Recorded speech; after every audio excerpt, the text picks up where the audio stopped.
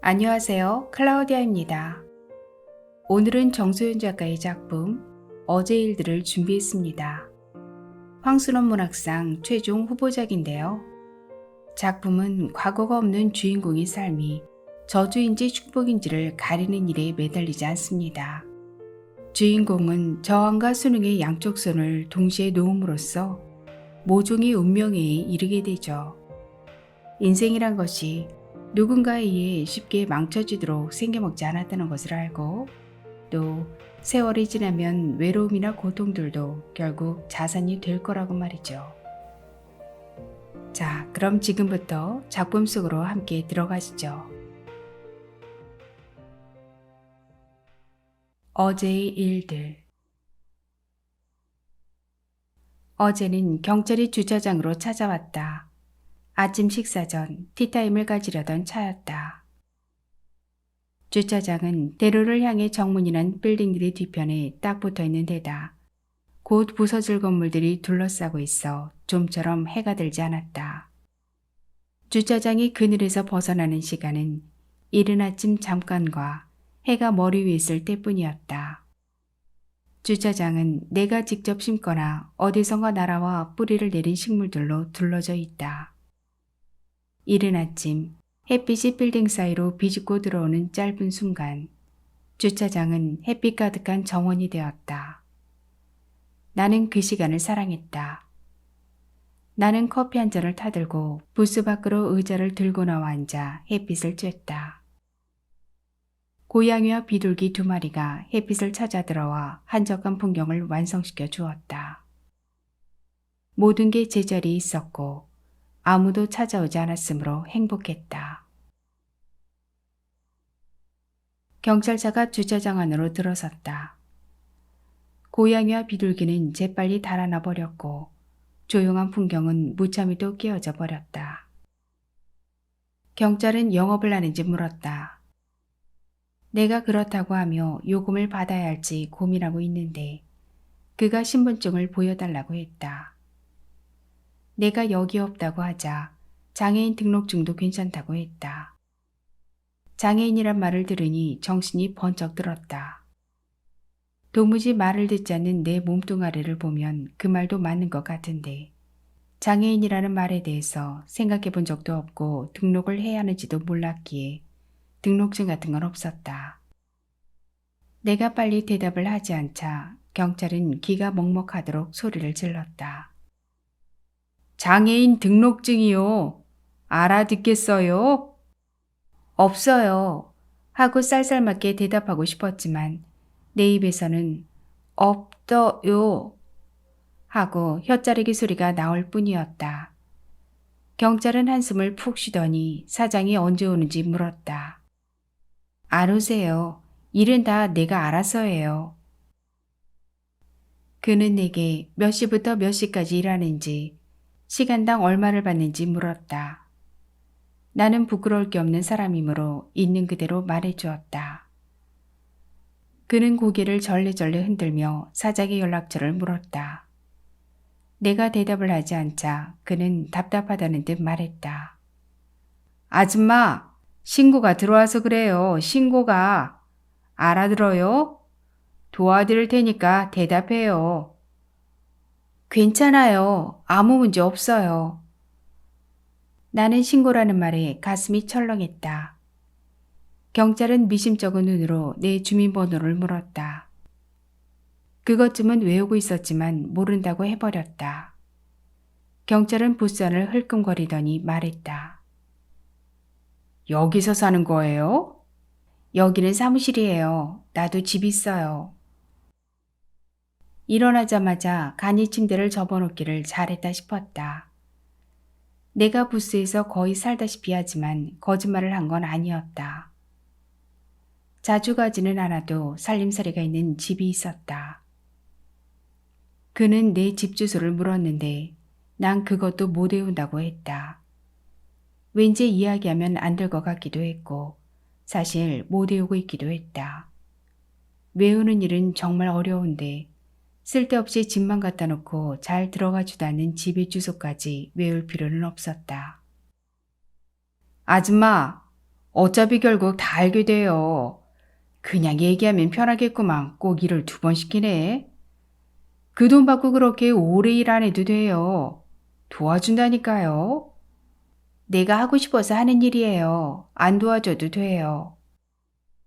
경찰은 어슬렁거리며 주변을 살피더니 주차장 입구에 쌓여있는 쓰레기를 가리키며 짜증스러운 말투로 말했다. 아줌마가 하고 싶어서 하는 거라도 사장이 벌 받아요. 그리고 저기 쌓인 쓰레기 치우세요. 이렇게 쌓여있으면 자꾸 버리고 간다고요.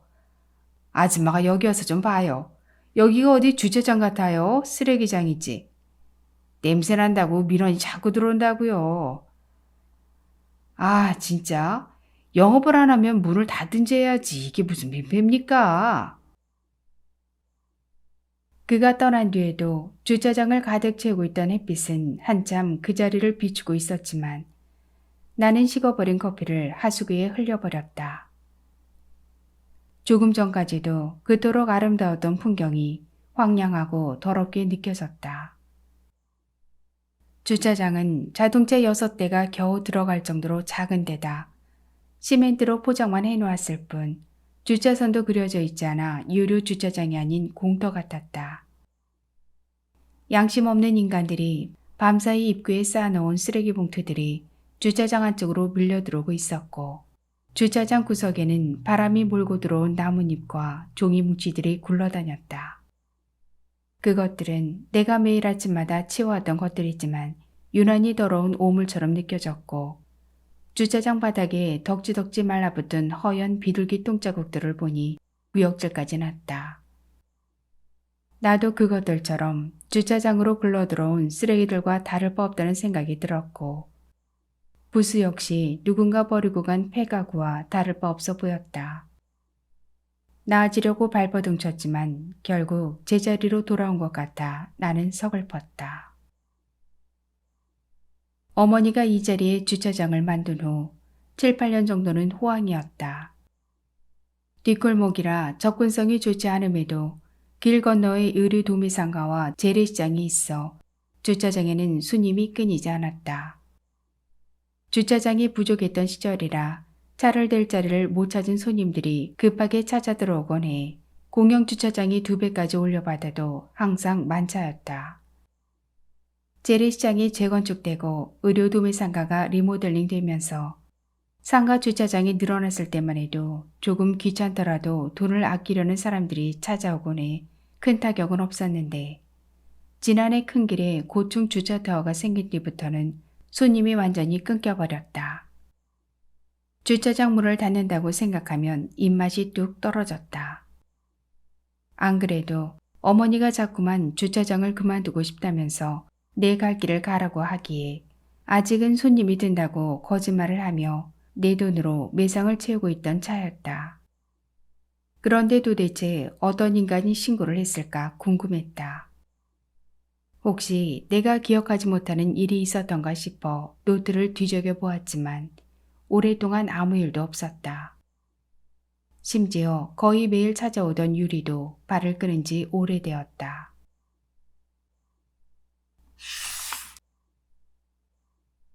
어제도 유리가 찾아왔다.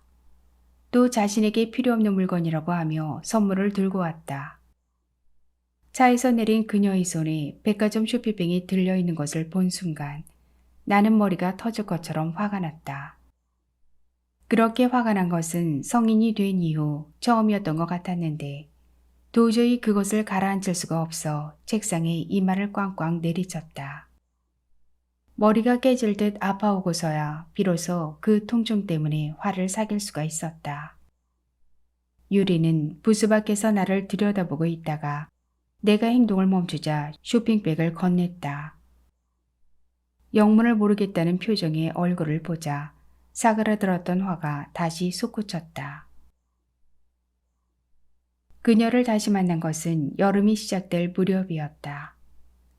2달 만에 처음 든 손님이었던 그녀는 일방통행로로 잘못 들어섰다가 온 동네를 뱅글뱅글 돌아 겨우 주차장을 찾았다며 투덜거렸다. 자동차 키를 맡기고 나갔을 때까지만 해도 우리는 서로를 알아보지 못했다. 나는 어두운 부스 안에 앉아 있었고 그녀의 얼굴은 반 이상이 선글라스로 덮여 있었다. 그녀는 요금을 정산할 때 내 목소리가 귀 익어서 유심히 살펴보았다고 했다. 그때 난 내가 무슨 실수를 해 그녀가 노려보는 줄 알고 가슴이 두근거렸다. 주차가 된 차가 한 대뿐이었으니 차 넘버를 착각한 것도 아니었고 계산기를 다시 두드려봐도 들리지 않았다. 혹시 자동차 키를 빨리 안 내줘서 그런 건가 싶어 슬그머니 그녀 앞에 내놓았다. 그녀는 내 이름과 내가 나온 중고등학교 이름을 말하더니 맞냐고 물었다. 내가 고개를 끄덕이자 자기가 누구인지 밝히지도 않고 호들갑스럽게 소리를 질러대며 내 두 손을 잡고 위아래로 흔들며 말했다. 어머, 상현아, 상현아, 그래 상현이었어. 내가 못 알아볼 리가 없지. 소리만 들어도 알지. 정말 상현이가 맞구나. 그동안 어떻게 지냈고 잘 지냈어? 그녀가 선글라스를 벗어 얼굴을 보여주었는데 내가 전혀 모르는 사람이었다. 아른 체 하지 않고 멀뚱히 바라보자 그녀는 이름을 말하면 내가 기억할 거라는 듯 말했다. 나야 나 유리잖아. 정말 못 알아보겠어? 난 그녀의 이름을 제대로 알아듣지 못하고 유리 하고 따라해 보았다. 그녀는 유리가 아니고 율희라고 몇 번 고쳐 말했는데 유리건 유리건 간에 처음 듣는 이름인 건 마찬가지였다. 유띠가 아니고 유띠, 유띠. 입속에서 덜그럭거리는 이름을 몇 번 따라 불러보다가 입술 밖으로 침이 흘러내릴 것 같아 그만두었다. 입속을 한가득 채운 뻣뻣한 혀가 내 것 같지 않았다. 내 것 같지 않은 건 혀뿐이 아니라 머리 또한 마찬가지였다. 아무리 머리를 쥐어짜봐도 누구인지 도통 기억해낼 수가 없었다. 유리는 우리가 중고등학교 시절 같은 학교를 다녔던 단짝 친구였다고 알려주었다. 내게 친구가 있었다니 당황스러웠다. 친구가 있었다면 20년 가까운 세월 동안 한 번도 나를 찾지 않았을 리가 없었다. 내가 기억을 전혀 하지 못하자 그녀는 내가 몇 반이었고 내 담임 이름이 무엇이었는지, 내가 반장 혹은 부반장을 언제 했는지, 그때 우리가 얼마나 가까운 사이였는지 이야기했다. 그녀가 이야기하는 사실들은 틀리지 않았지만 나의 친구였다는 말은 믿을 수가 없었다. 그 마음이 전해졌는지 그녀는 내가 조부모, 고모와 함께 살았다는 것과 할머니가 콩가루를 섞어 반죽한 칼국수를 맛있게 끓이곤 했다고 이야기했다. 또 할아버지가 근처 남자 고등학교에 교장으로 일하다가 정년퇴직을 한 사실과 할아버지의 서재를 한가득 채우고 있던 서가와 커다랗고 묵직해 보였던 마호가니 책상도 기억했다. 할아버지가 코끝에 걸친 금태 돋보기 너머로 확대된 커다란 눈을 굴리며 넌 누구냐? 어른을 봤으면 자동으로 인사를 해야지. 했을 때 호랑이 앞에 선 것처럼 숨이 막혔다고 이야기했다. 그리고 그 시절이 끝나갈 무렵 내게 있었던 추락사고에 대해 이야기하다가 말끝을 흐렸다. 그녀가 할아버지의 표정과 카랑카랑한 목소리와 고압적이지만 유머러스한 말투를 그대로 흉내내었을 때 비로소 내 기억에서 그녀가 누락되어 있다는 것을 알았다. 새로운 것을 잘 기억하지 못하지만 사고 이전의 일들만큼은 확실히 기억하고 있다고 생각했는데 그것도 아니었던 거다. 그동안 옛날 일을 온전히 기억하고 있는지 확인할 방법이 없었을 뿐이었다. 미안해. 기억을 잘 못해. 내가 그렇게 됐어. 나는 그녀를 세우던 것이 미안해져 부스 밖으로 나가 접이의자를 펼쳐주었다. 내 왼쪽 다리는 평소보다 더 말을 듣지 않고 심하게 절룩거렸고 왼쪽 발은 부들부들 떨렸다. 유리는 내가 펴놓은 의자에 나를 앉히며 말했다. 에휴, 어떻게 이 지경이 됐니? 이런 몸으로 오래 살다 보니 내 몸이 남에게 어떻게 보이는지 신경 쓰지 않게 되었다. 그런데 그녀의 말을 듣자 오래된 부끄러움들이 한꺼번에 몰려오는 것 같았다. 유리는 그날 이후부터 아침 일찍 남편과 딸을 배웅하자마자 나를 찾아왔다. 너무 덥거나 비가 많이 오는 날을 제외하고 거의 매일 찾아온 것 같다. 나는 매번 그녀를 알아보지 못했다. 헤어지는 순간부터 그녀의 얼굴과 이름은 서서히 흐려지기 시작했고 다음 날 아침이 되면 머릿속에서 거의 지워져 있었다. 처음 며칠은 그녀의 차가 주차장으로 들어오면 오랜만에 들어온 손님인 줄 알고 인사를 했다. 그녀는 기억하지도 알아보지도 못하는 나에게 섭섭하다고 했지만 나로서는 어쩔 수 없었다. 그녀를 만날 때마다 노트에 그녀의 이름을 쓰고 얼굴을 그렸다. 그녀가 했던 이야기를 받아 적고 그녀가 돌아간 뒤 다시 그것을 소리내어 읽었다. 이것은 주차장에서 일을 시작하고 생긴 습관이었다. 주차장에서 할 일은 자동차 키를 받고 장부에 자동차 넘버와 입출자 시간을 적고 간단한 계산을 하는 정도였다. 가장 큰 걱정은 계산할 때 실수를 하지 않을까 하는 것이었는데 시간이 조금 걸리는 것 말고는 괜찮았다. 그런데 차주의 얼굴을 기억하지 못해 엉뚱한 사람에게 자동차 키를 내어주는 실수를 저질렀다. 자동차를 도둑맞게 될 것 같은 불안감 때문에 노트를 한 권 사서 메모를 시작했다. 자동차 넘버를 적고 자동차 심벌을 그리고 차주의 얼굴을 그렸다. 메모를 통해 기억력을 되찾을 수 있을 거라 생각했는데 큰 효과는 없었고 그림 실력만 조금 늘었을 뿐이었다. 기억력을 되찾는 것은 실패했지만 노트가 기억을 보완해주기도 하고 그것을 계속 쓰고 그리다 보면 결국에 가서는 단골 손님 한둘쯤은 기억할 수 있게 되었다. 나는 일주일 정도 지나자 노트를 뒤적이지 않고도 그녀의 얼굴과 이름, 그녀의 자동차의 차종과 넘버를 기억할 수 있게 되었다. 그렇게 빨리 기억하게 된 데는 그녀의 선물이 한몫했다. 그녀의 선물은 캔커피나 빵 같은 간식거리 정도에서 시작해 자신에게 더는 필요 없는 물건이라고는 하지만 새 것으로 보이는 액세서리, 내게 맞는 구두나 옷 같은 물건들로 점점 커졌다. 나는 매번 사양했으나 그녀는 우리 사이에 자존심 같은 건 필요 없다며 받아두라고 했다. 나는 그 물건들을 받는 것도 거절하는 것도 견딜 수가 없었다. 예의상 사양하는 것도 아니었고 유리에게 빚지는 게 싫다거나 자존심이 상해서 그러는 것도 아니었다. 그것들이 필요 없었고 필요도 없는 물건을 억지로 가져야만 하는 상황이 견딜 수 없이 싫었다. 내게 필요한 물건은 계절마다 입을 옷 서너 벌, 신발 두 켤레, 로션 정도였다. 어쩌다가 가지고 있는 물건과 같은 품목이 생기면 어머니나 동네 할머니에게 선물하거나 동사무소 재활용센터에 기부했다. 다 쓰고 나면 내 돈을 들여 새로 사야 할지언정 한꺼번에 여러 개를 쌓아놓는 것은 정말 싫었다. 나는 억지로 받은 선물을 버리거나 남에게 줄 수 없어서 쇼핑백에 담긴 그대로 책상 밑에 쌓아두었다. 그런 일이 몇 번 반복되고 나니 책상 밑은 쇼핑백으로 가득 차 발을 넣기가 힘들어졌다. 책상 밑에 가득한 쇼핑백을 보면 불편한 마음이 들었는데 그로 인해 유리의 얼굴과 이름을 빨리 기억할 수 있었다.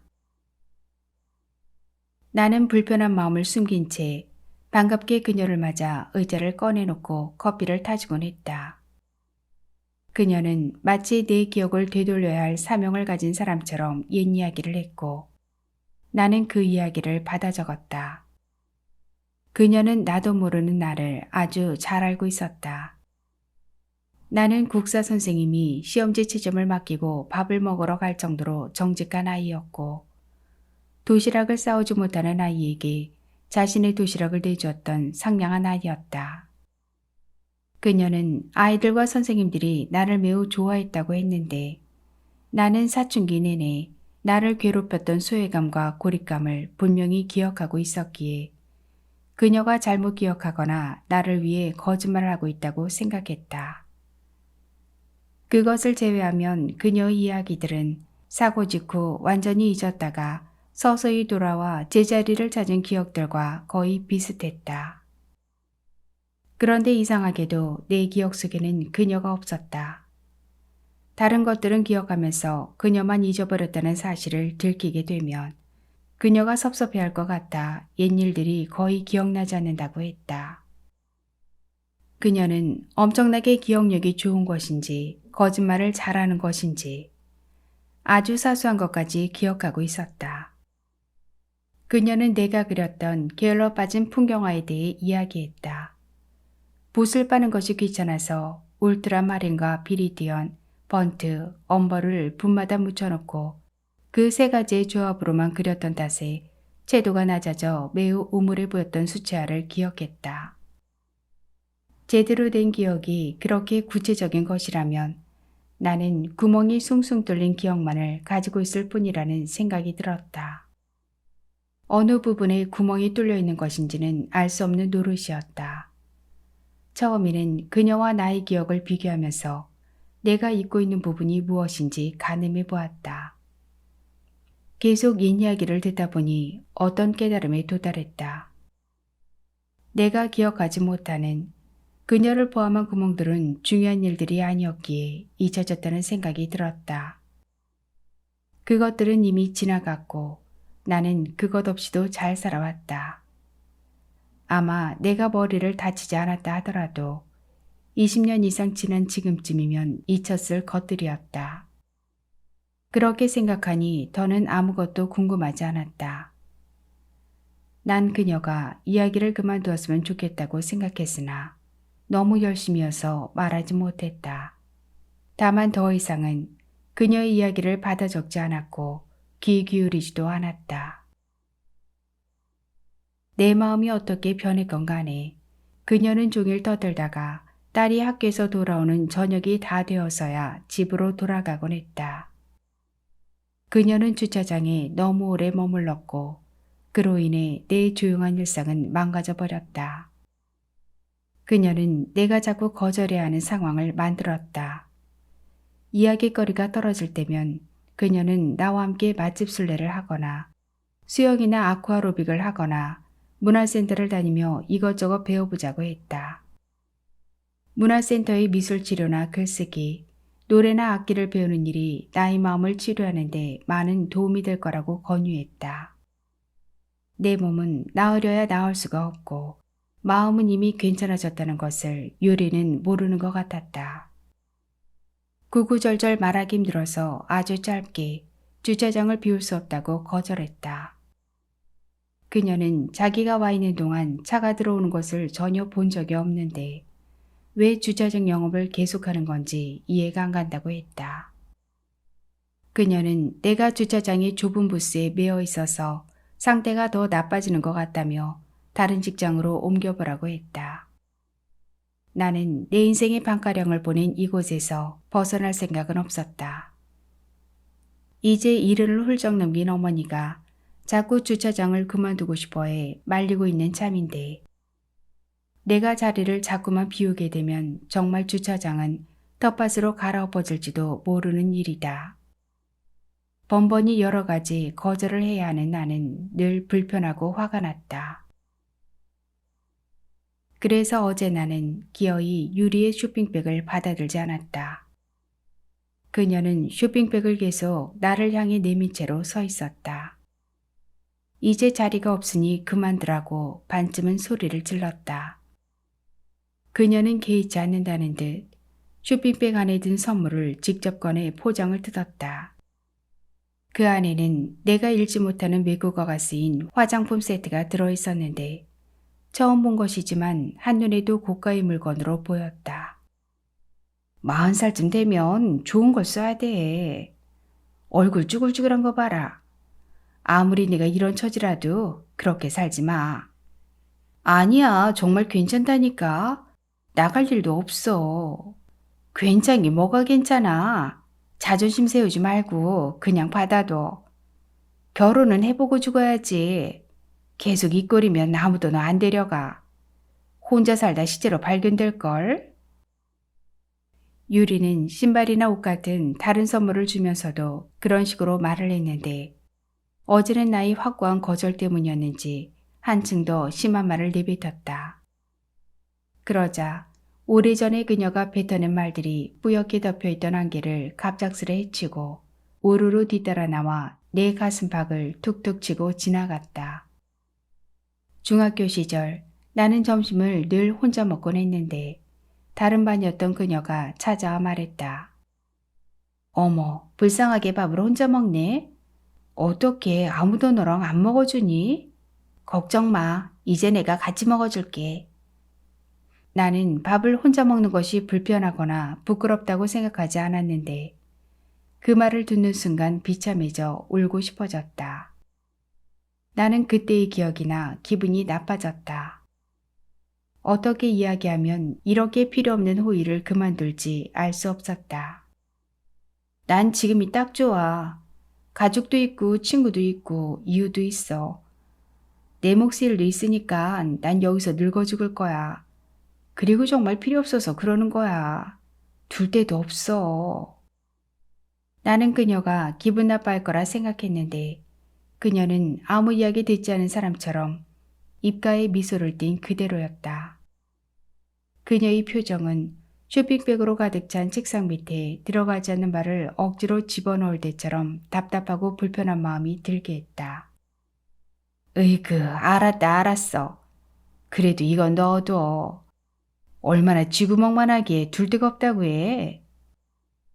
그녀는 부스문을 열고 안으로 쑥 들어왔다. 그녀는 부스 안이 생각보다 넓고 없는 게 없다고 감탄하며 둘 곳도 많은데 엄살 부린다고 등을 쿡 찔렀다.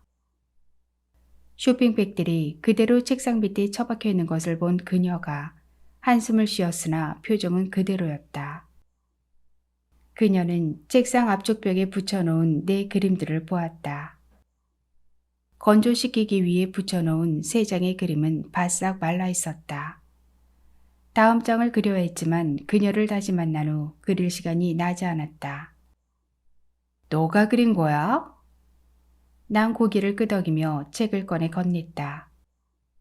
그것은 내가 9년 전 그림책 공모전에 당선되어 처음 낸 그림책이었다. 그녀는 그것을 들춰보더니 다시 제자리에 꽂았다. 그 옆에 꽂힌 두 권의 책에 내 이름이 써있는 것을 못 보았는지 꺼내보지는 않았다. 이 꼴로 살면서 뭘 믿고 그렇게 자존심을 세우나 했더니 믿는 구석이 있었구나. 나 같은 사람이랑은 뭐도 같이 하기 싫다는 거구나. 그래, 넌 어렸을 때부터 그랬어. 남의 호의를 쉽게 거절하고 밀어내고 사람을 참 비참하게 만들었어. 그러니까 친구가 없었던 거야. 너는 기억 못하겠지만 상처받을까봐 말 안 하려고 했는데 너 따돌림 좀 당했어. 나도 알아. 안 그랬으면 내가 왜 이렇게 됐겠니? 그녀는 어이없다는 듯 나를 한번 쳐다보더니 책상 밑에 쇼핑백을 모두 꺼내 차에 실었다. 그러고는 뒤도 돌아보지 않고 돌아갔다. 주차장은 예전의 평온함을 되찾았다. 내가 나쁜 사람이 된 것 같은 기분이 들었지만 모처럼 혼자인 시간을 즐기며 그녀가 다시 오지 않기를 바랐다.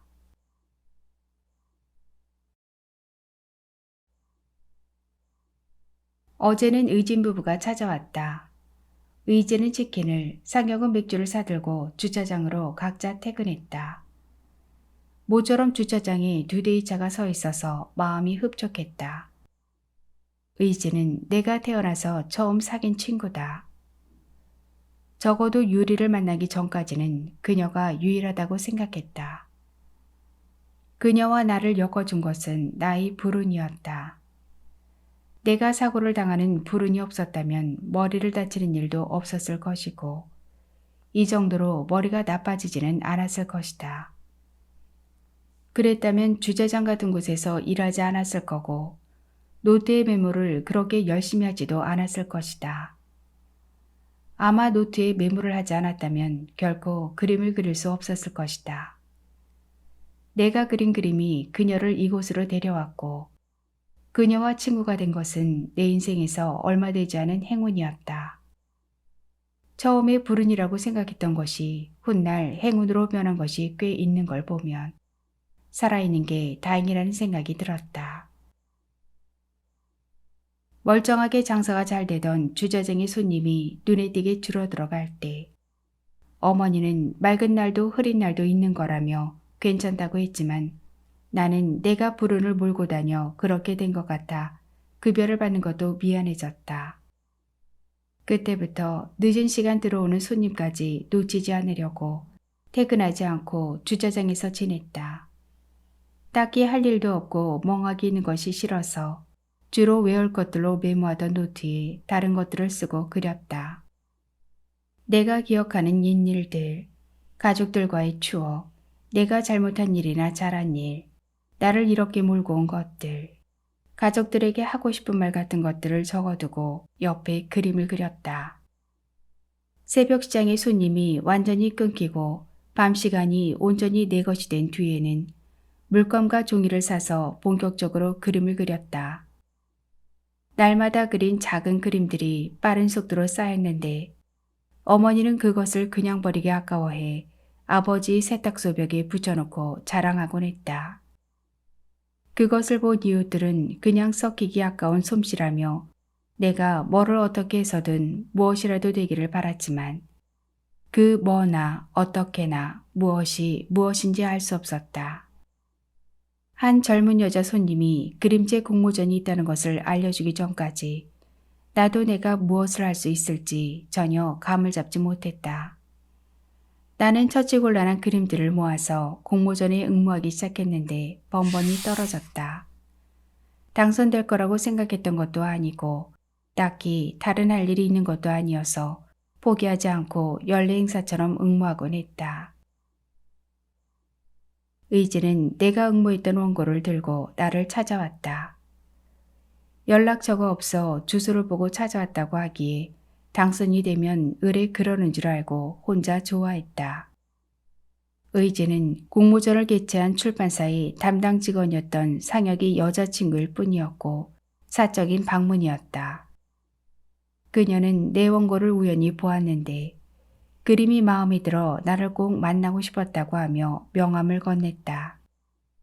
그녀는 대한공관의 큐레이터로 서영화를 전공했다가 적성에 맞지 않아 미술 이론으로 석사학위를 받은 지 얼마 안 되었다고 자신을 소개했다.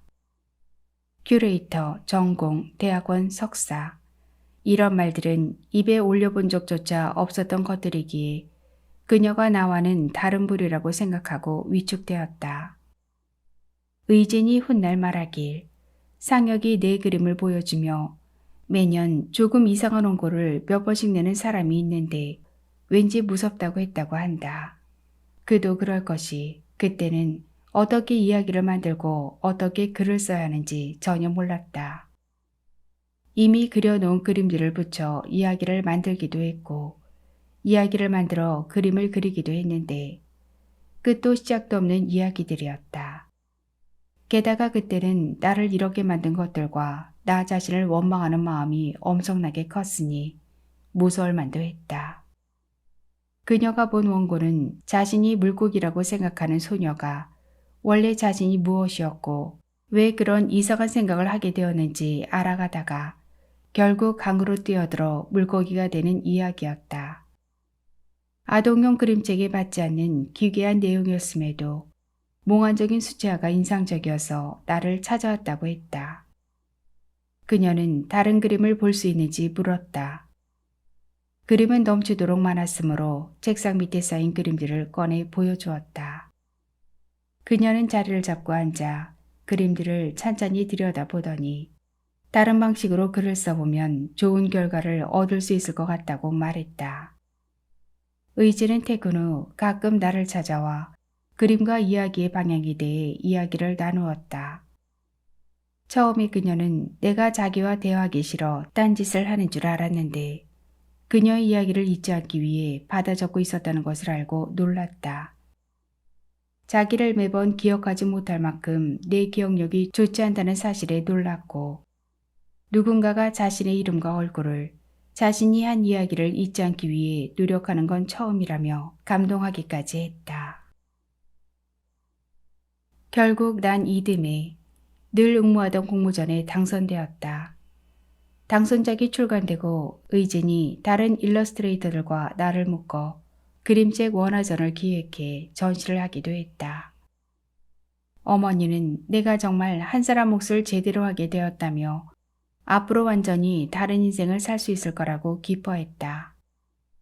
그러나 나는 부스에 앉아 그림을 그리기 시작한 그 밤에 이미 이전과는 다른 세계로 진입했기에 더 달라질 것이 없었다. 나는 계속 주차장에서 일을 하고 그림을 그렸다. 어차피 사는데 돈이 많이 드는 것도 아니었고 성공하고 싶은 생각도 없었기에 다른 것은 바라지도 않았다. 그동안 나는 상혁이 독립해 만든 출판사에서 2권의 책을 더 냈다. 의지는 자기가 할 일이 없다고 했지만 내가 쓰는 이야기가 써도 되는 이야기인지 말이 되기는 하는 건지 봐주었고 팬블로그도 운영했다. 블로그에 내 책에 관한 이야기, 일러스트와 짧은 글, 책의 리뷰 같은 것들을 간간히 올렸고 가끔은 작업 근황에 대해 올리곤 했는데 아주 많지는 않지만 고정적인 독자나 책 검색을 통해 들르는 사람들이 있다고 했다. 의진이 찾아온 이유는 얼마 전부터 블로그에 올라오기 시작한 악의적인 익명의 댓글 때문이었다. 나는 블로그가 무엇인지 잘 모르므로 그것이 어떤 상황인지 이해되지 않았지만 그녀가 신경 쓰는 것 같아 대수롭지 않게 말했다. 지웠으면 되지 뭐. 그러나 지운 다음 날 그 자리에 똑같은 댓글이 달렸고 다른 글에도 하나씩 같은 댓글이 붙기 시작했다. 지워도 자꾸만 올라오는 것을 보면 누군가 악의적으로 하고 있는 일 같아 내가 알아두어야 할 것 같다고 하며 댓글을 보여주었다. 거짓 이야기 만들지 말고 내가 저지른 나쁜 짓에 대한 반성문이나 써라. 너에 대한 더러운 소문을 알고 있다. 상혁도 그 비슷한 시기에 출판사 건의 게시판에 며칠에 걸쳐 반복적으로 나를 모함하는 글이 올라왔다고 했다. 블로그 댓글처럼 짧은 글이 아니라 조금 긴 글이었다. 나와 중고등학교 동창임을 밝힌 독자가 내가 중학교 시절부터 고등학교 때까지 유부남 미술교사와 부적절한 관계를 지속했다고 했다. 그 소문이 퍼지게 되자 나는 따돌림을 당했고 그로 인해 자살 기도를 했던 것이라고 써놓았다. 그 일로 교사는 구속되었다가 풀려나긴 했지만 해직되었고 부인과도 이혼했다고 했다. 그리고 어린 나이에 한 가정을 파괴한 파렴치한 작가가 아이들을 대상으로 책을 쓰는 것도 역겹다며 사실을 밝히고 조처하지 않으면 불매운동을 벌일 거라고 했다. 그렇게 자세히 읽어줄 필요는 없잖아. 기분 나쁘게. 그들이 자꾸 툭닥거리는 것이 내 탓인 것 같아 나는 아무렇지도 않다고 했다. 사실 나는 그들의 말을 듣고도 그게 무슨 뜻인지 도통 이해가 가지 않았다. 더러운 소문, 부적절한 관계가 구체적으로 무엇이겠냐고 물으니 의지는 좀 난감해하면서 조심스럽게 말했다. 뉘앙스로 봐선 섹스 스캔들을 말하는 것 같아. 아우, 하지만 말이 돼야 말이지. 중학생이면 애잖아. 나는 갑자기 웃음이 터져나와 멈출 수가 없었다. 40년 동안 남자 손도 한번 못 잡아본 나에게 건네는 더러운 농담이라고 생각했다. 내가? 정말? 내가 그랬다고? 나의 웃음에 안심이 되었는지 의진 부부도 따라 웃었다. 웃다 보니 어디선가 맡아본 냄새가 훅 끼쳐오는 것 같았다. 그것은 밖에서 오는 것이 아니라 내 몸속에 저장되어 있다가 피어오르면서 그 시절의 기억을 불러오는 냄새였다. 그 냄새는 따뜻하고 비릿한 채취였는데 부드럽고 포근한 느낌이었다. 그것은 선생님이 하얗고 갸름한 얼굴을 가까이 불러왔다. 그리고 그의 목덜미에 송글송글 맺힌 땀과 단단한 어깨, 넓은 등을 하나하나 되살렸다. 뺨에 와닿던 그의 부드러운 손이 떠올랐을 때 나는 더 이상 웃을 수가 없었다. 그의 다정했던 목소리와 그의 차 안에서 듣던 들국화의 노래가 귀에 들려오는 것 같았다. 마치 헤어진 옛사랑을 떠올릴 때처럼 마음이 설레고 아팠다. 차라리 기억에서 완전히 사라져버렸다면 마음이라도 편했을 텐데 어설프게 떠오른 기억들 때문에 절대 그런 일을 한 적이 없다고 장담할 수 없었다. 나와 유리가 기억하는 것이 그렇게 다른데 진짜 나는 또 얼마나 다른 사람이었는지 알 수가 없었다. 같은 시기에 올라온 걸 보면 같은 사람인 것 같긴 한데 왜 그러는 걸까 싶어. 원한이 있는 사람처럼 그러는 게 영 마음에 걸려서 이야기 드는 거야. 내용이야 뭐 말할 것도 없지. 마음에 담아두지 마. 떠오른 기억을 의진에게 차마 이야기하지 못했지만 그런 일을 한 적이 없다고도 말하지 못했다. 사실 나도 잘 모르겠어. 기억 못하는 건지도 모르고. 나를 믿을 수가 있어야지. 의진은 어이없다는 듯이 대답했다. 내가 너를 10년 가까이 봤잖니. 너는 그런 사람이 아니야. 너가 살아온 세월 자체가 그걸 증명하고 있는데 뭔 소리. 너도 널 믿어. 이건 단순한 악플이야. 골치 아프니까 일단은 계속 지울 거야. 당신도 조초구모 구간에 그냥 지워버려. 더 골치 아프게 하면 신고하자고, 응? 의지는 내 노트를 펼치고 연필꽂이에서 마카펜을 꺼냈다. 너는 걱정 말고 그림이나 그리셔. 얼른 그리셔. 찝찝할 때마다 이거 펼쳐서 따라 읽어. 기억이 안 나면 외워. 나는 그런 사람이 아니다. 이렇게. 커다랗고 굵은 글씨로 노트 한가득 써놓았다. 그녀의 글씨는 동글동글하고 끝이 날렵해 경쾌한 느낌을 주었다. 그 문장을 경쾌하게 따라 읽어보려 했지만 입이 떨어지지 않았다. 나는 그 말을 믿을 수가 없었다.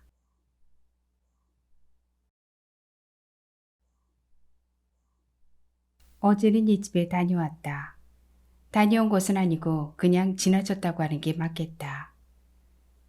나는 유리의 차에 타고 있었고 어딘가로 가는 길이었다. 유리가 오랜만에 찾아와 다짜고짜 차에 타라고 했다. 무엇 때문이냐고 묻자 그녀는 보조석 문을 열고 선 채로 나를 쳐다보며 말했다. 오늘 일당은 내가 줄 테니 그냥 타. 선생님 소식이 궁금하다면서.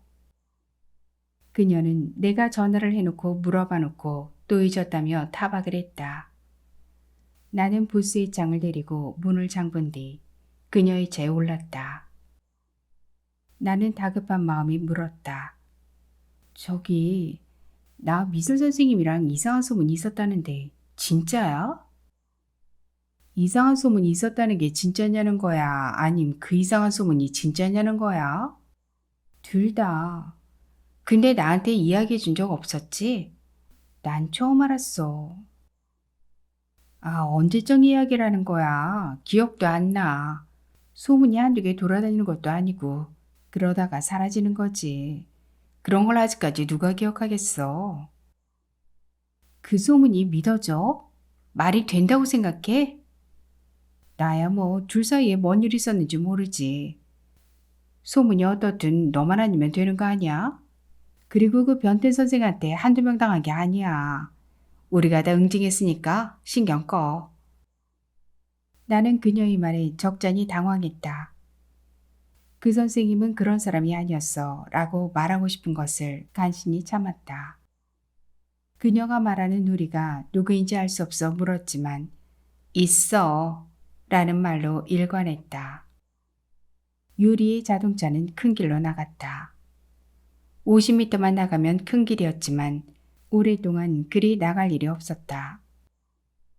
유리는 내가 묻는 말에 대답하지 않고 말을 돌렸다. 저기 길 건너 시장에도 못 가봤지?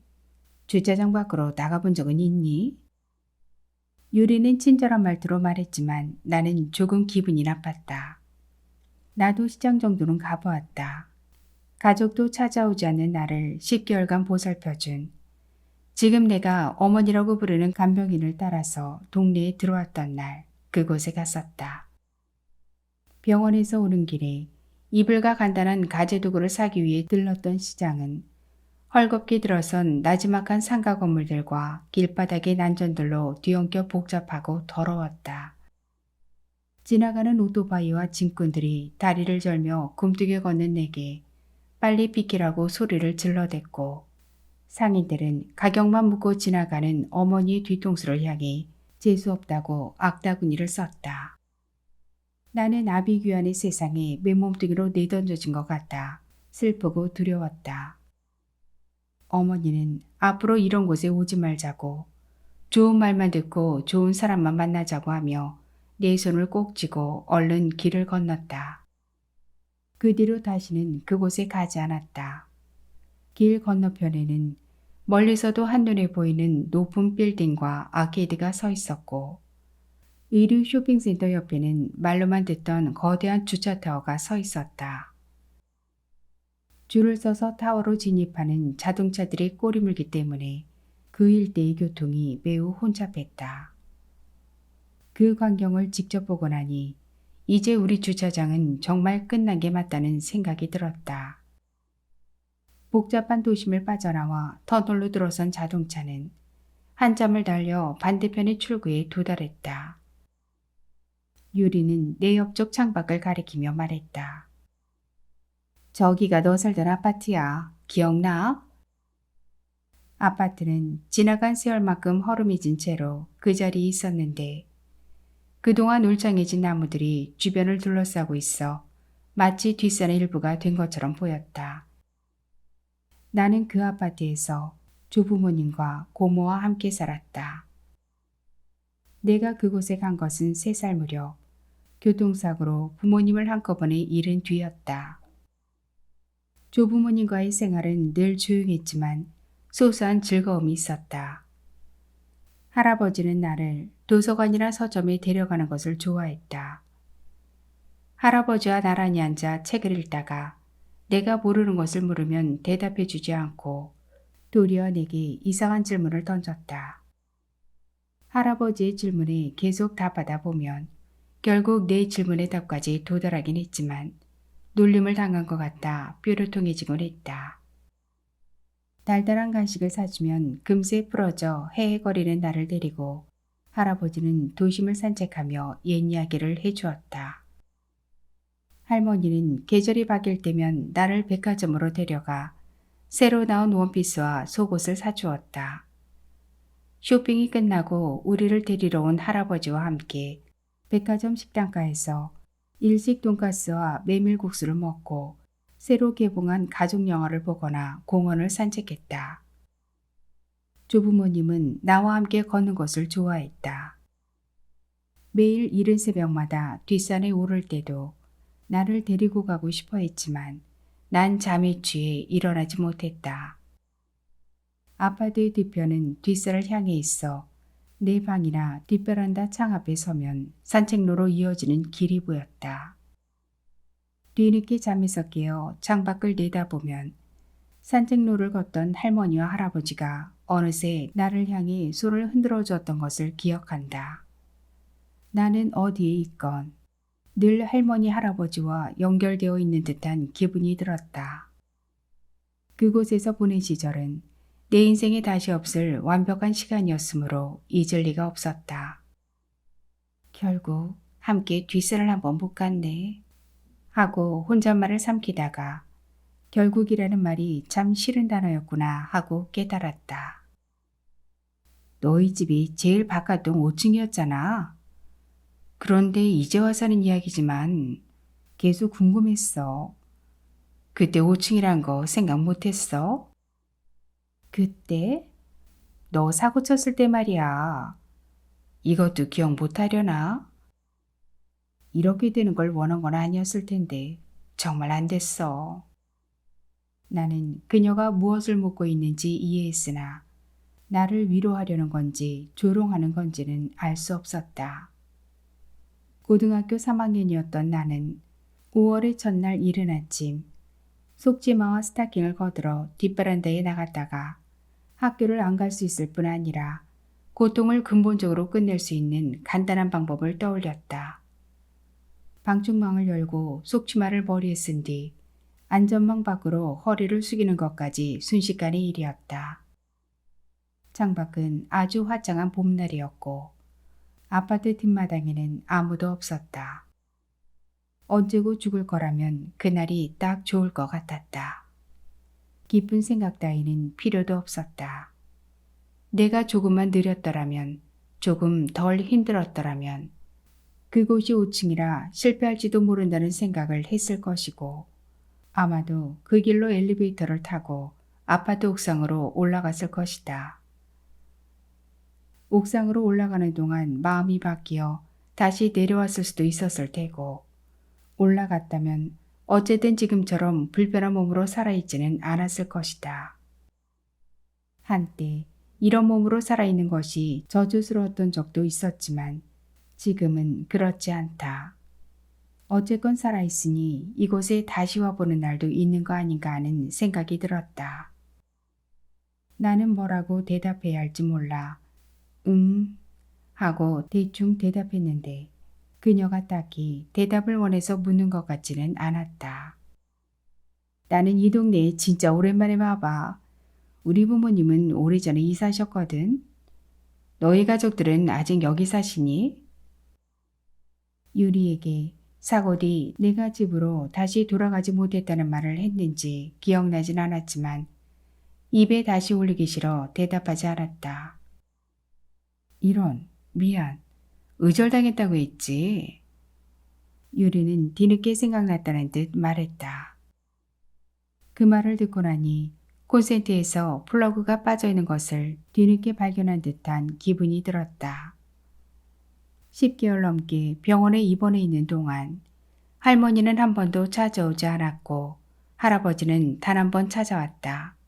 일주일이 넘도록 의식이 없다가 정신을 차렸을 때 할아버지가 침대 옆에 앉아 있었다. 나는 그곳이 어디인지 무슨 일로 누워있는 건지 알 수가 없었다. 할아버지가 나를 향해 죽을 용기로 살았어야지 하고 울부짖는 것을 듣고서야 내가 큰일을 저질렀다는 것을 알았다. 기억이 돌아오지 않았던 데다가 아무 생각도 할 수 없었던 상태였지만 그 말이 틀림없이 틀렸다고 생각했다. 그것은 생각이 아니라 반사에 가까웠다. 분단위 초단위로 용기를 쥐어짜며 삶을 버티는 것과 한 번의 용기로 모든 것을 끝내버리는 것을 등가로 놓는 건 말이 안 된다고 생각했다. 내가 왜 그런 슬픈 생각을 하게 되었는지는 전혀 기억나지 않았다. 멍청하게 바라보는 나를 보며 울던 할아버지는 병실을 나갔고 다시는 찾아오지 않았다. 태어날 때 찾아온 사람은 고모뿐이었다. 고모는 내 옷가지 등을 담아온 이민 가방을 건넸고 내 이름으로 된 통장을 주며 이제 내 갈 길로 가라고 했다. 통장에는 허름한 원룸 전세를 얻을 정도의 돈이 들어 있었다. 자기는 할 만큼 한 거라고 엄청난 액수의 병원비 영수증을 보여주었다. 고모는 나 때문에 집안이 풍비박산이 났으며 장애까지 얻은 나를 부양할 수 없으니 집을 나가라고 했다. 내가 내쳐져야 할 만큼 잘못한 것인지 이해가 되지 않았고 왜 그런 일을 했는지 한마디 물어보지 않는 가족들이 원망스럽긴 했지만 내가 큰 잘못을 저지른 것 같아서 고모의 말대로 해야겠다고 생각했다. 아무리 그래도 할머니와 할아버지에게 용서라도 빌고 마지막 인사라도 하겠다고 하자 고모는 내가 이렇게 망가진 꼴을 아무도 보고 싶어 하지 않는다고 했다. 나는 집으로 돌아가지 않았고 가족들을 다시 만나지 못했다. 그들과의 약속을 지키는 것이 사죄하는 것이라 생각했는데 과연 잘한 건지 잘 모르겠다. 나는 잠시 내려 집에 다녀오고 싶었지만 그런 식으로 찾아가는 건 아닌 것 같아 다음에 찾아가기로 했다.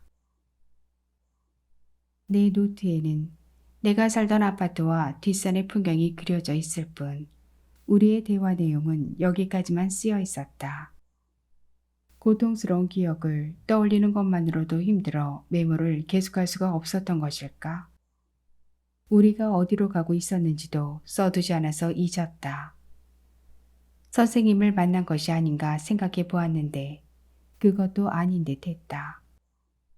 선생님을 잊을 리가 없는 데다 아무것도 쓰지 않을 수 없었을 것이다.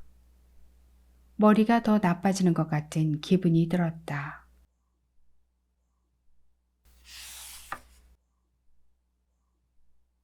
어제는 중학교 동창들이 찾아왔다. 점심에 부친 김치전을 들고 왔던 어머니가 돌아가는 중이었는데 주차장으로 자동차 세대가 줄지어 들어왔다. 어머니는 손님이 계속 들어오긴 하는구나 하며 얼른 돌아갔고 나는 무슨 일인가 하는 생각이 들었다. 여자 넷이 차에서 내려 내게 아른질을 할 때도 난 그들이 그냥 손님인 줄 알았다. 그들은 내가 자신들을 못 알아보는 것이 거짓말이라 생각하는 건지 아니면 신기해서 그러는 건지 정말 모르는 거냐고 되물었다. 그들은 내가 유리와 함께 그들이 모여있던 곳에 간 적이 있다고 했다. 노트를 뒤적여봐도 그런 기록은 없었는데 곰곰이 생각해보니 그런 것 같기도 했다. 그의 얼굴은 처음 보는 것처럼 낯설었다. 그들 중 몇은 완전히 푹 퍼진 아줌마가 되어 있었고 몇은 젊은 차림새를 하고 있었지만 나이를 속일 수 없는 얼굴이었는데 모두 나보다는 젊어 보였다. 20년 넘게 너만 뺀 나머지 아이들이 모두 만나고 있었다는 유리의 말이 떠올랐다.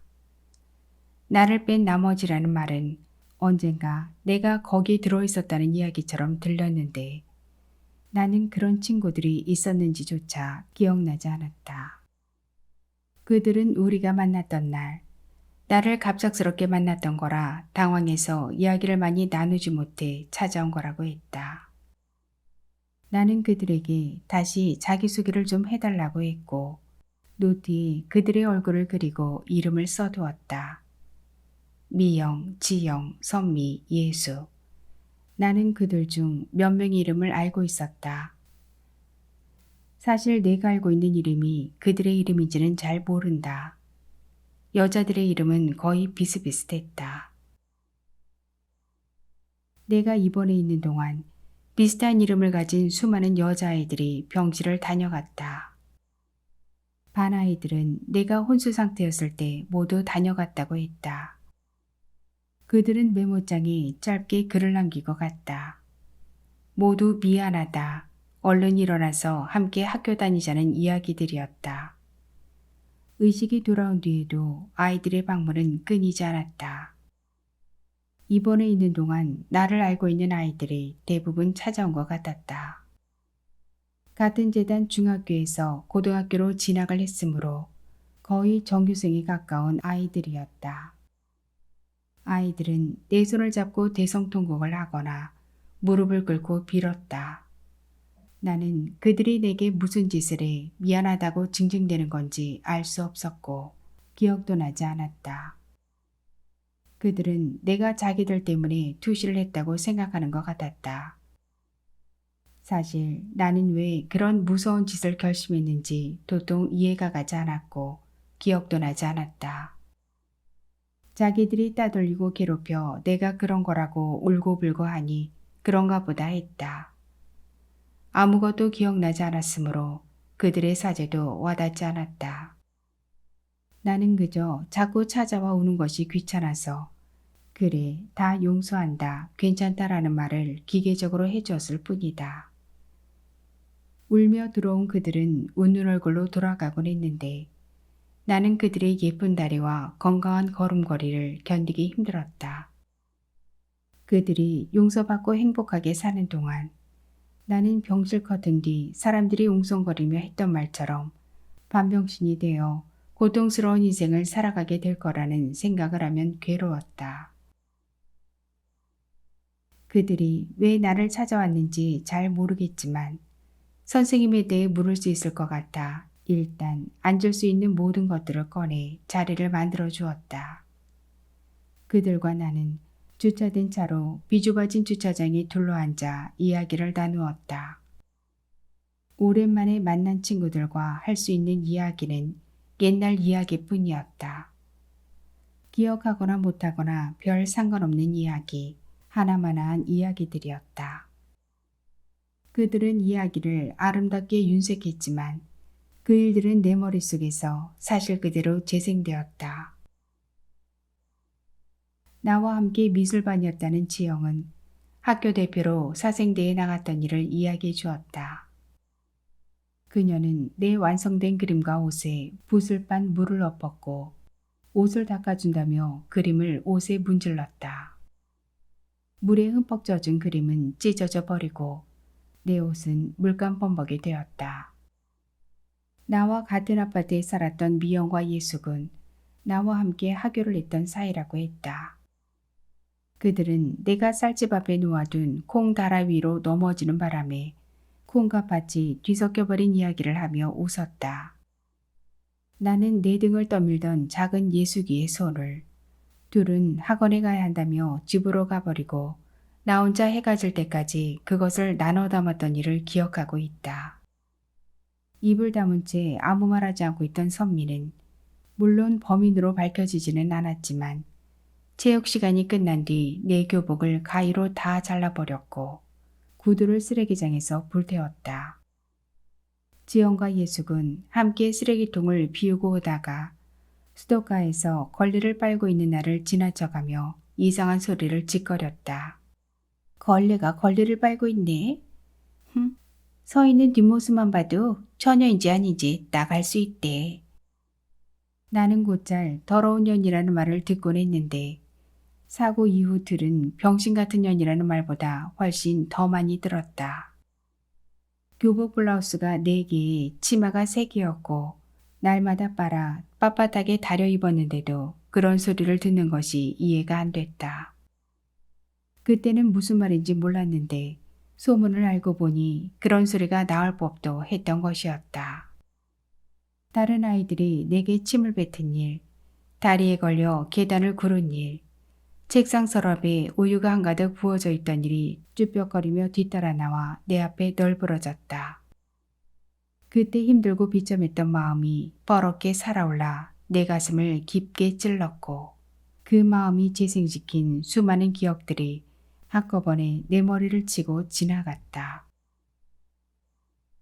나는 그 시절 늘 죽고 싶은 마음이 들곤 했지만 내 얼굴과 머리에 침을 뱉은 아이를 죽이기 전에는 절대 혼자 죽지는 않겠다고 다짐했다. 꼭 잘 돼서 그들이 어떻게 할 수 없는 사람이 되겠다고 결심했다.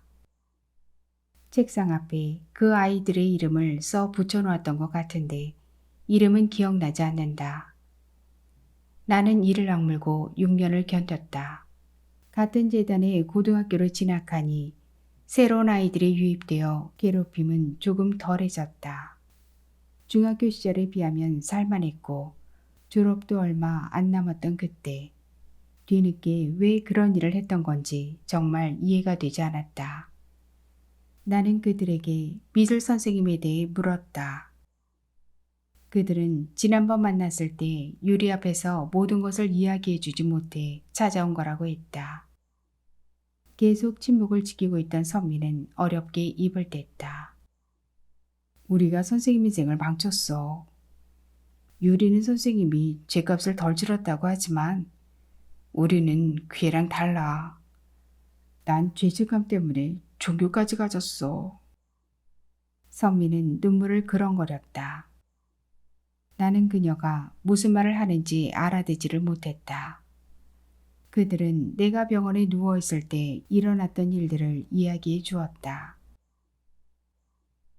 사고가 터진 다음 날 할아버지가 중학교로 선생님을 찾아가 주먹을 휘둘렀다는 이야기가 고등학교까지 퍼져나갔다. 선생님이 구속되어 재판정에 서게 되었을 때 증언을 한 것이 이 4명과 유리였다. 그들은 선생님이 자신의 몸을 만졌고 옷 속을 더듬었고 더러운 짓을 시켰다고 거짓으로 증언했다. 유리는 그와 내가 모텔에서 나오는 것, 선생님이 차 안에서 키스하는 것을 보았다고 진술했고 그가 자신도 성추행했다고 했다. 그러나 선생님이 알리바이가 증명되고 지영의 진술을 번복하는 바람에 무죄로 풀려나게 되었다. 유리는 정말 당했다고 했는데 걔가 여럿이 증언을 해야 감옥으로 보낼 수 있다고 해서 우리가 입을 맞춰줬던 거야. 그래도 지영이가 우리를 살렸지. 안 그랬다면 더 큰 잘못을 저질렀을 뻔했어. 선생님은 학교 그만두고 이혼도 했어. 뭐라고 변명도 할 법했는데 아무 말 안 해서 더 의심을 산 것 같아. 그때는 정말 너랑 그런 사이가 아니었나 하고 의심도 했는데 오랜 세월 선생님을 지켜보니까 그럴 사람이 아니더라고. 우리가 너무 어리고 무지해서 악했던 것 같아. 선미는 곧 울 것 같은 얼굴이었다. 옆에서 조용히 있던 지영이 조그만 목소리로 말했다. 난 중학교 때 소문을 믿었어. 유리가 정말로 봤다고 했고 다른 애들도 학교 밖에서 같이 있는 걸 봤다고 해서 믿었어. 그래서 너를 괴롭혔던 거야. 애들도 그랬고 다른 애들도 그랬을 거야. 그 소문이 엄청났었거든. 너 그렇게 되고 나서 할아버지가 학교까지 찾아와 도저히 용서할 수 없다고 하시기에 맞는 거구나. 고등학교 가서도 만났구나 했지. 나도 선생님 좋아했잖아. 그래서 더 배신감이 들었던 것 같아. 그래도 없었던 일을 거짓으로 말하는 게 두려웠어. 아줌마가 되었지만 소녀처럼 수줍은 인상의 지영은 얼굴을 붉혔다. 너희 할머니 돌아가시고 할아버지가 많이 힘드셨던 것 같아. 소문만으로 고소가 안 되지. 너도 누워있지. 선생님은 묵묵부답이지. 선생님이 죗값을 지르지 않으면 할아버지도 돌아가실 것 같았어. 매일 학교를 찾아오셨는데 곧 쓰러질 지경이셨어. 우리는 거짓말을 해서라도 도와드리고 싶었어. 사실 너가 죽으려고 한 게 우리 때문이 아니라는 걸 증명하고 싶었어. 할머니가 돌아가셨다니? 그게 무슨 말이야? 언제? 나는 할머니가 돌아가셨다는 말에 놀라. 다른 말이 귀에 들어오지 않았다. 너희들 때문에 죽으려고 한 게 아니라고 말하려 했는데 입을 열 수가 없었다. 그들은 갑자기 입을 다물고 당황한 얼굴로 나를 쳐다보았다. 몰랐구나. 이렇게 알게 해서 어쩌면 좋니? 정말 미안해. 내가 그렇게 되고 한 달도 안 돼서였을 거야. 우리 엄마가 너희 옆집 아줌마랑 같이 수영을 다녀서 그날 알았어. 심장마비로 돌아가셨대. 예숙이 안타까워하며 말했다. 나는 어이가 없어 눈물조차 흘릴 수 없었다. 그동안 할머니는 더 늙고 병들었을지 몰라도 여전히 살아계실 줄 알았는데 20년 전에 돌아가셨다니 어떻게 해야 할지 알 수가 없었다. 병원에 한번 오지 않는다고 원망했던 것을 생각하니 마음이 산산이 부서지는 것 같았다. 미영이 나를 토닥거리며 손을 잡았다. 상현아, 정말 미안해. 우리가 너를 진작에 찾아서 미안하다고 했어야 했는데 우리도 먹고 사느라 세월이 이렇게 지나버렸어. 우리는 인간도 아니야. 아니야, 괜찮아. 붉게 찡얼댄 눈을 이리저리 굴리며 애써 눈물을 참는 그들에게 해줄 말이 없어서 20년 전 병원에서 아이들에게 대답했듯 그렇게 말했다. 그리고 그들에게 내가 그린 그림책을 나눠주었다.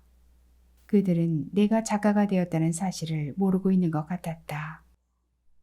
나의 이야기가 그들과 그들의 아이들에게 들려지길 바라며 내가 그들이 오해했던 그런 사람이 아니었다는 것을 기억하기를 바랐다.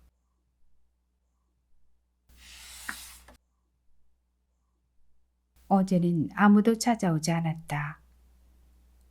오랫동안 작업을 하지 못해 맨 윗장이 와트만지에 먼지가 뿌옇게 앉아 있었고 벽에 붙여놓은 그림은 쭈글쭈글하게 말라 비틀어져 있었다. 나는 그것들을 떼어내 휴지통에 버리고 새 종이를 펼쳤다. 노트를 뒤적여 무엇을 그릴까 궁리하는데 중학교 동창들이 남겨준 선생님이 전화번호와 가게 이름이 보였다. 선생님은 학교를 그만두고 몇 년을 학원 강사로 전전하다가 도시 외곽에 작은 인테리어 숍을 열었다고 했다. 이름이 좋아 인테리어 숍이지 도배 장판치를 전문으로 하는 동네 가게였다. 선생님은 인부 없이 혼자 일을 했고 가족도 없이 고독하게 살고 있다고 했다. 동창들은 이제 그에게 선생님이라는 직업을 가졌던 흔적은 전혀 남아있지 않다며 그 모든 것이 다 자기들 탓이라고 징징거렸다. 그들은 선생님의 인생이 망가졌다는 의미로 말한 것 같았는데 난 내 인생이 망가지지 않았다고 생각하는 것과 마찬가지로 그의 인생도 망가지지 않았다고 생각했다. 나는 인생이란 것이 누군가에 의해 그렇게 쉽게 망쳐지도록 생겨먹지 않았다는 것을 알고 있었는데 그것을 그들에게 이야기해줘봐야 이해하지 못할 것 같아 그만두었다. 그들은 선생님과 가끔 식사를 하는데 다음에는 나도 함께 가자고 했다. 나는 싫다고 했다. 나는 새 종이와 만년필을 꺼내 페인트를 칠하는 한 남자의 뒷모습을 검지손가락만하게 그렸다. 아무것도 없는 공간에 버려진 것들을 모아 새 집을 짓고 정원을 만드는 남자의 이야기를 그리려고 했다. 지금은 누구에게도 아무것도 아닌 사람이지만 한때 누군가를 살게 했던 남자를 떠올렸다. 그의 삶을 어떻게 그려야 할지 생각해 보았으나 한 사람이 보낸 기나긴 세월을 상상하는 것은 불가능에 가까웠다. 누군가 나의 지금을 보고 그간 내가 보낸 세월과 나의 행불행을 상상할 수 없듯 그의 삶 역시 그럴 터였다. 선생님에게 그동안 어떤 마음으로 살았는지 지금은 괜찮은 건지 직접 묻지 않고서는 어떤 것도 짐작할 수 없다는 생각이 들었다. 나는 가게 번호인지 집 번호인지 알 수 없는 숫자들을 무작정 눌렀다. 한 번 걸어 받지 않으면 다시는 걸지 않을 생각이었다. 벨이 4번째 울리자 가우디 인테리어입니다 하는 소리가 들렸다. 남자는 맞는데 선생님인지 확실치가 않았다. 다른 할 말을 찾지 못해 상현이에요 하고 말하자 그쪽에서는 아무 대답이 없었다. 한참 들고 있다가 아닌가 싶어 끊으려고 하는데 잠기고 기력이 없는 목소리로 잘 지냈니? 건강하니? 하고 물었다. 나는 네, 잘 지내요 하고 대답했다. 발음이 시원치 않아 잘못 알아들었을 것 같아 다시 건강해요 라고 말했다. 그는 한참 아무 말하지 않고 있더니 내게 말했다. 미안하다. 언젠가는 꼭 이 말을 하고 싶었어. 소문이 무서워 너를 외면하지만 않았어도 너가 그렇게 되지는 않았을 텐데. 모든 게 내 탓인 것 같아서 무슨 벌이든 받으려고 했는데 그렇게도 안 됐다. 평생 사죄하는 마음으로 살게. 나는 그가 무엇을 미안하다고 하는 건지 알 수 없었다. 오랜만에 만나면 미안하다고 하는 것이 유행인지 약속인지 보는 사람마다 미안하다고 다 자기 때문에 내가 이 지경이 되었다고 하는데 그 흔하디 흔한 말이 별로 감동적이지 않았다. 언제적 이야기를 하시는 거예요?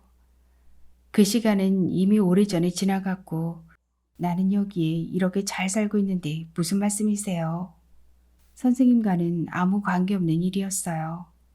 그런 마음은 버리고 행복하게 지내세요. 나는 전화를 끊었다. 그와 함께 듣던 음악은 여전히 귀전에 들리고 둘이 함께 까먹던 오렌지의 향기는 코를 간지럽히는데 그는 이제 없구나 싶었다. 외면이라는 단어는 과거 많은 사람들이 내게 보여주었던 차가운 얼굴과 표정 없는 뒷모습을 하나하나 불러왔고 나는 그때의 기분이 기억나 숨을 쉴 수 없을 정도로 심장이 빨리 뛰기 시작했다. 아무도 말을 건네지 않고 누구도 웃어주지 않았던 중학교 시절. 내게 말을 걸어주는 사람은 유리와 선생님 뿐이었다. 너한테 말을 걸면 다른 아이들이 싫어해. 이제 학교에서는 아는 척하지 말아줄래? 라고 유리가 말했던 것과 그 이야기를 들은 선생님이 그녀를 눈물이 쏙 빠지게 혼냈던 일이 기억났다. 둘이 잤지. 안 그러면 너 같은 애한테 굳이 그럴 필요 없잖아? 라고 막말했던 것이 떠올랐다. 그때는 그 말이 무슨 의미인지 몰라 대답도 못했다. 그는 세월이 지나면 외로움이나 고통들이 결국 자산이 될 거고 곧 나아질 거라고 말해주었다. 그와 이야기를 나누다 보면 내가 겪는 고통이 빠른 속도로 지나가고 있는 것처럼 느껴졌기에 그나마 살아갈 수 있었다. 그런데 중3 여름이 시작되기 전 그가 갑자기 나를 외면하기 시작했다. 눈도 마주치지 않고 말도 걸지 않았으며 멀리서 돌아가는 것을 내게 몇 번 들켰다. 남은 중학교 시절은 그가 주는 고통이 너무 커서 아이들의 괴롭힘쯤은 아무것도 아닌 것처럼 느껴졌다. 고등학교 시절 나는 모르는 곳까지 무작정 버스를 타고 가 배회하곤 했는데 뜻하지 않은 장소에서 그와 우연히 마주친 적이 있었다. 고개를 숙이고 종종 걸음을 걷는 나를 향해 클렉슨이 울렸다. 자동차 창 너머에서 선생님이 나를 보고 웃고 있었다. 오랜만에 보는 웃음이라 마음이 놓였다. 그는 나를 차에 태우고 예전처럼 따뜻하게 말을 건네며 요즘은 잘 지내냐고 물었다. 다시 들을 수 없을 것 같았던 다정한 목소리를 들으니 눈물이 핑 돌았다. 나는 더 나빠졌다고 앞으로도 좋은 날은 없을 것 같다고 말하다가 소리를 내 울어버렸다. 그는 나를 말없이 가만히 안아주었다. 그러다가 누가 먼저인지 모르게 입을 맞추었다.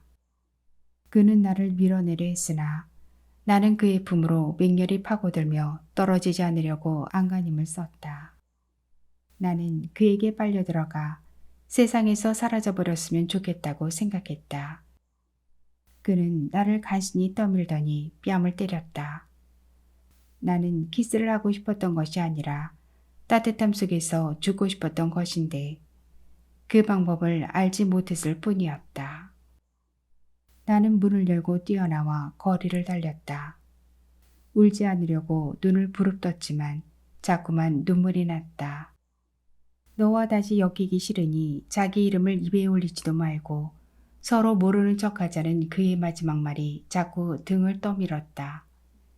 우는 얼굴로 집으로 돌아가 할머니와 할아버지에게 걱정을 끼칠까봐 눈물이 마를 때까지 집을 향해 달렸다. 온몸이 땀 범벅이 되고 머리카락에서 땀이 뚝뚝 떨어질 때까지도 눈물이 마르지 않아 뒷산 산책로를 해가 진 뒤로도 한참 달렸다. 그날이었나. 밤늦게 집에 돌아가니 할아버지와 할머니는 주무시고 고모만 공부하느라 깨어 있었다. 고모는 땀에 젖고 상기된 얼굴로 돌아온 나를 욕실로 밀어넣었다. 유리한테 들어서 다 알고 있어. 노인네들 실망시키지 마. 그게 그렇게 좋으면 커서 해. 당분간 말 안 하겠지만 계속 그러면 내쫓을 거야. 그게가 무엇인지 묻기도 전에 고모는 방문을 닫았다. 따돌림 당한다는 것을 고모가 알아버렸구나 생각하니 비참한 기분이 들었을 뿐 그녀가 들었다는 이야기가 무엇일지 짐작하지 못했다.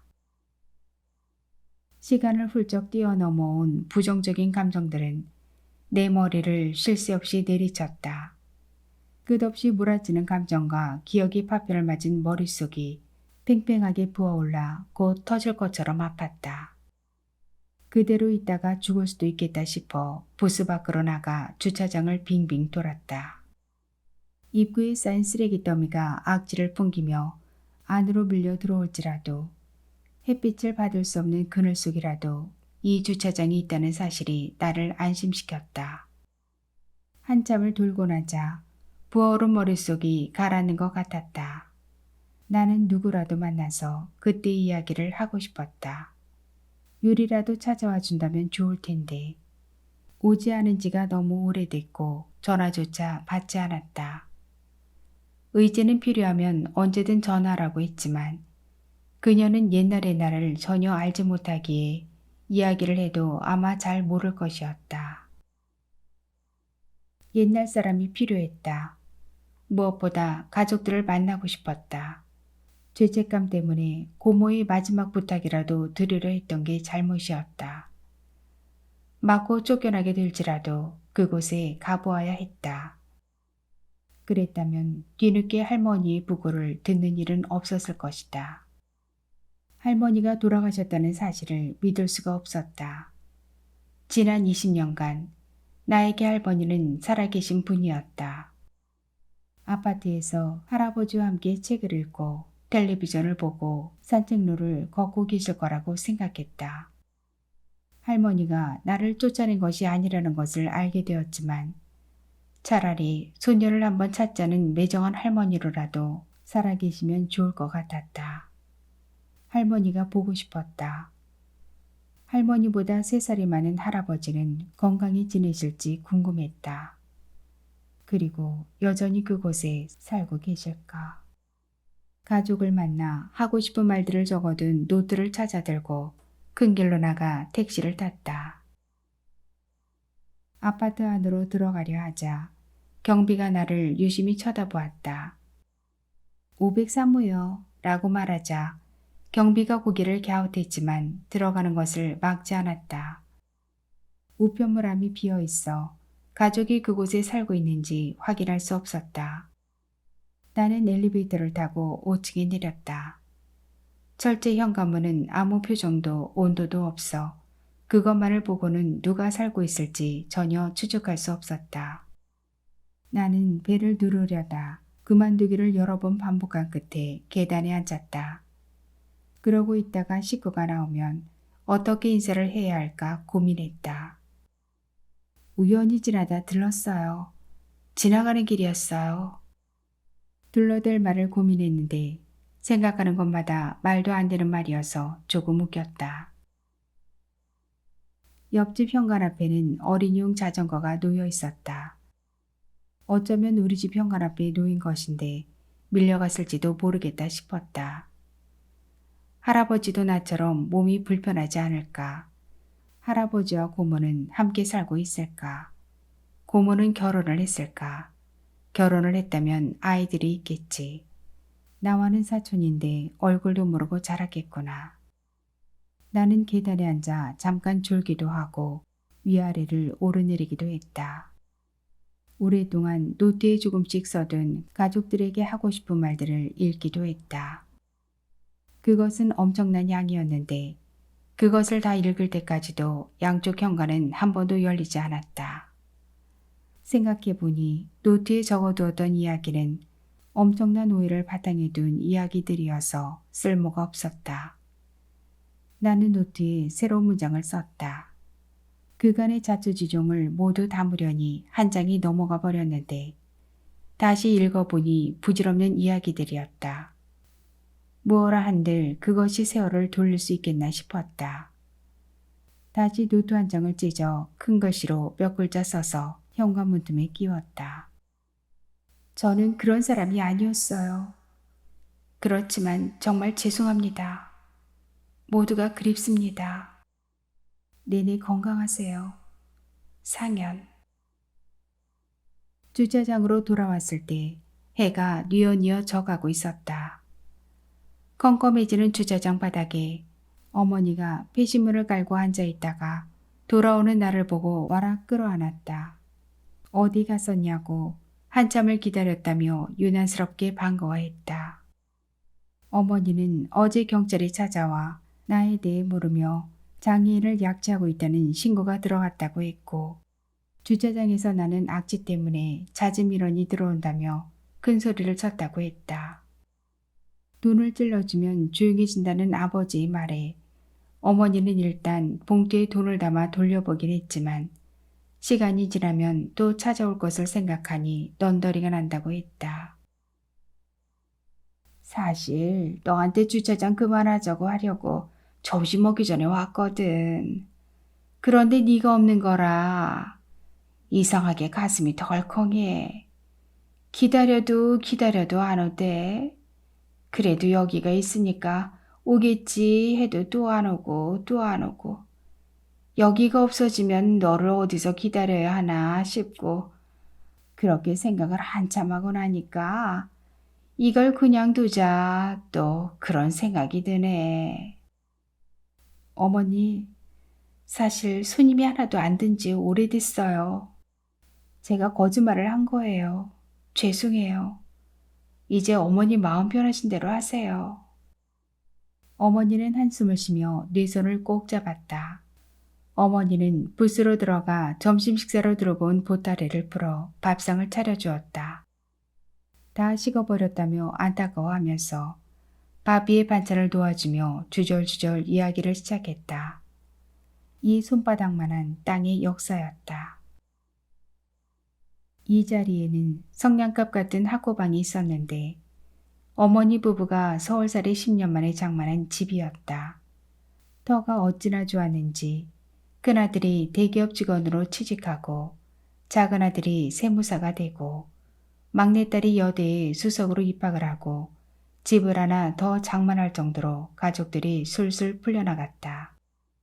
30년 전 호 시절에 동네 사람들은 다 쓰러져가는 집들을 헐고 몇 집을 합쳐 빌딩을 올리거나 건축업자에게 팔고 이사를 가 큰돈을 손에 넣었다. 아버지는 우리도 팔아버리자는 어머니의 닥달에도 꿈쩍하지 않고 그냥 가만히 있었다. 불과 50m 떨어진 곳에 세탁소가 딸린 번듯한 2층 집 한 채도 가지고 있었고 세탁소 일로 늘 바빴기에 골치 아프게 생각하고 싶지 않았다. 대학 신입생 막내가 공사장에서 변사체로 발견되었을 때 어머니 부부는 온 동네를 공사판으로 만든 이웃들을 원망했다. 결국 빌딩 사이에 홀로 끼어 쓸모없게 돼버린 손바닥만한 집은 월세 20만 원 받는 잠만 자는 방이 되었다가 창고로 전락했다. 어머니는 딸이 죽음에서 시작된 우울증을 이겨버려 간병인으로 일하기 시작했고 그로 인해 나를 만났다. 폐인이 되어가는 나를 제목하는 사람 만들겠다고 다 쓰러져가는 창고를 부수고 주차장을 만들었다. 어머니는 간병인으로 출근하던 병원 옆에 손바닥만한 주차장을 보고 생각해낸 것이 나를 살렸던 것도 그렇지만 많은 돈을 벌어들일 줄은 몰랐다고 했다. 나는 여러 번 듣고 받아 적어 이 기나긴 이야기를 외우고 있었다. 어머니는 어떤 지점에서 시작을 하더라도 결국 모든 이야기를 다 풀어낸 뒤 원망과 후회, 슬픔이 뒤섞인 눈물을 조금 흘리고서야 이 이야기를 끝냈다. 세월이 지난 뒤 노트에 적어놓은 이야기를 읽어보니 어머니의 태도는 아주 미묘하게 변해 조금씩 덤덤해지고 대범해졌다. 70이 넘은 지금은 남 얘기처럼 하고 있었다. 모든 게 화무십일용인 거라. 후회하고 원망하고 애끓이면 뭐해. 좋은 날도 더러운 날도 다 지나가. 어차피 관뚜껑 닫고 들어가면 다 똑같아. 그게 얼마나 다행이냐. 어머니는 밥을 먹고 있는 내 등을 쓰다듬었다. 밥이 가득한 입속으로 어머니 말을 따라 중얼거렸다. 그리고 이해할 수 없이 복잡했던 날들을 생각했다. 차마 다 기억할 수도 돌이킬 수도 없는 그것들은 명백히 지나가 버렸고 기세등등한 위력을 잃은 지 오래다. 살아있어 다행이다. 다행이라 말할 수 있어 정말 다행이다. 낭독은 여기까지입니다. 정소연 작가는 홍익대학교 예술학과와 서울예술대학 문예창작과를 졸업한 후 2008년 문화일보 신춘문예에 양장 재본소 정기가 당선되면서 등단했습니다. 2010년과 2012년 젊은 작가상을 수상하고 2013년 김준성 문학상을 수상했습니다. 소설집으로 실수하는 인간, 품이 있는 삶, 중편소설 가해자들이 있습니다. 긴 시간 함께해 주셔서 감사합니다. 구독과 좋아요 그리고 알림은 행복입니다. 감사합니다.